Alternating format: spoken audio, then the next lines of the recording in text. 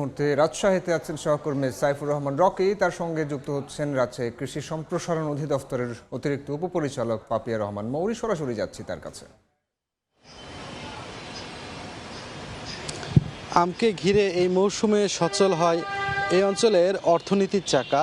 এই বিষয় নিয়ে কথা বলার জন্য রাজশাহী কৃষি সম্প্রসারণ অধিদপ্তরের অতিরিক্ত উপপরিচালক পাপিয়া রহমান মৌরি আমাদের সঙ্গে যুক্ত হয়েছেন। আমরা আসলে তার কাছ থেকে আমের বিভিন্ন বিষয় নিয়ে আসলে প্রশ্ন করব এবং তার কাছ থেকে জানার চেষ্টা করব তারা এই মুহূর্তে আসলে কৃষকদের কি ধরনের পরামর্শ দিচ্ছে যাতে করে কৃষকরা ভালো উৎপাদন পায় এবং সেটা বাজারে বিক্রি করে ভালো দাম পায়।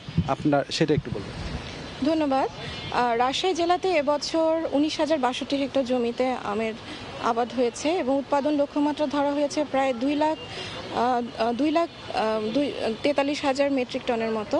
তো এই সময়টা আসলে আমের বৃদ্ধি এবং গুণগত মানের জন্য খুবই গুরুত্বপূর্ণ। আমরা জানি যে এপ্রিল এবং মে মাসে আমাদের টেম্পারেচারটা খুব বেশি থাকে এবং বৃষ্টিপাত তেমন একটা হয় না। তো এই সময়ে আমকে বড় করার জন্য এবং গুণগত মান বৃদ্ধির জন্য আমরা কৃষকদেরকে পরামর্শ দিচ্ছি তারা যাতে নিয়মিত সেচ দেয়।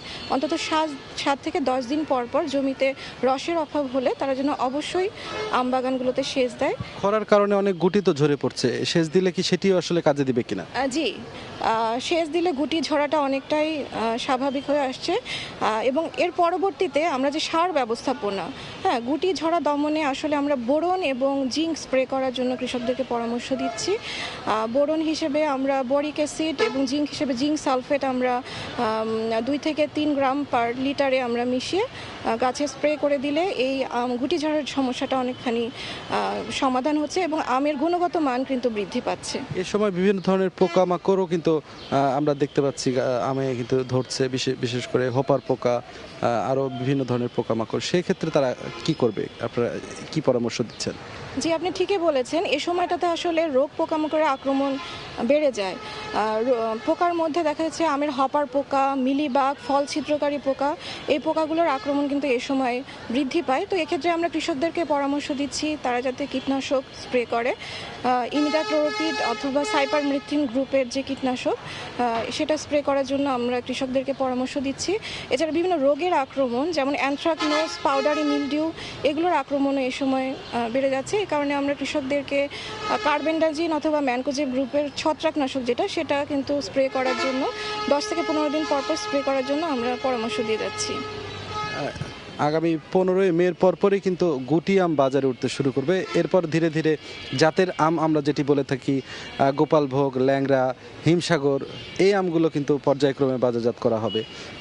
এই অঞ্চলের অর্থনীতির চাকা আমকে ঘিরে আসলে এই 4 থেকে 5 মাসের মতো কিন্তু সচল রাখা হয়। তো এবার কি ধরনের আমের বাণিজ্য হবে বলে আপনারা মনে করছেন? পাশাপাশি যে লক্ষ্যমাত্রা নির্ধারণ করা হয়েছে সেটি পূরণ হবে কিনা কি মনে হচ্ছে? জি, আমরা আশা করছি এখন পর্যন্ত আমের যে অবস্থা তাতে আমরা লক্ষ্যমাত্রা পূরণে সমর্থ হব এবং আমের বাণিজ্য প্রায় 800 কোটি টাকার আম এবার বাণিজ্য হবে বলে আমরা আশা করছি এবং আম যাতে বিদেশে রপ্তানি করা যায় সেজন্য কিন্তু আমরা কৃষকদেরকে গুড এগ্রিকালচারাল প্র্যাকটিস বা উত্তম কৃষি চর্চার উপর কিন্তু আমরা কৃষকদেরকে পরামর্শ দিচ্ছি এবং প্রশিক্ষণ দিয়ে যাচ্ছি যাতে তারা বিষমুক্ত, নিরাপদ এবং গুণগত মানসম্পন্ন আম উৎপাদন করতে পারে যেটা আমরা বাইরের দেশে রপ্তানি করতে পারি। সুতরাং আমরা আশা করছি বাইরে রপ্তানি করতে পারলে আমরা এখান থেকে একটা ভালো দাম কৃষক পাবে। ধন্যবাদ আপনাকে। এতক্ষণ আমাদের সঙ্গে যুক্ত ছিলেন পাপিয়া রহমান মৌরি, অতিরিক্ত উপপরিচালক রাজশাহী কৃষি সম্প্রসারণ অধিদপ্তরের। তিনি আসলে নানা পরামর্শ দিচ্ছিলেন এবং এই পরামর্শগুলো মেনে চললেই আসলে কৃষকরা আগামীতে ভালো উৎপাদন যেমন হবে তেমনি বাজারজাত করেও ভালো দাম পাবে, এমনটাই আসলে বলছেন সংশ্লিষ্টরা। তো এই ছিল আমার কাছে রাজশাহী থেকে সর্বশেষ। রাজশাহী থেকে যুক্ত হয়েছিলেন সহকর্মী সাইফুর রহমান রকি।